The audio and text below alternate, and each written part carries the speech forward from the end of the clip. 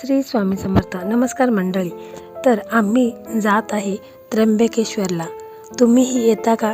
बरं येऊ नका, पण हा व्हिडिओ नक्की बघा. त्र्यंबकेश्वर नाशिक हे 12 ज्योतिर्लिंगापैकी महत्त्वाचे शिव मंदिर आहे. सह्याद्रीच्या ब्रह्मगिरी पर्वताच्या पायथ्याशी वसलेलं आहे. बालाजी बाजीराव गोदावरी नदीच्या उगमस्थानी आहे आणि महेश त्रिमूर्ती एकत्र वास करत आहे. म्हणून दक्षिणेतील गंगा म्हणून ज्या नदीचा उल्लेख केला जातो ती गोदावरी नदी येथेच उगम पावते. कुंड आहेत, तर या कुंडामध्ये आपण आंघोळ केली तर आपल्याला पापांपासून मुक्ती मिळते अशी धार्मिक मान्यता आहे. त्यामुळे आम्ही हातपाय वगैरेच धुवून घेतलेले आहेत. त्याच्यानंतर दिवे आम्ही पाण्यात सोडलेले आहेत. तर दिवे देखील व्यवस्थित पेटले होते आणि व्यवस्थितपणे पाण्यामध्ये ते तरंगत होते.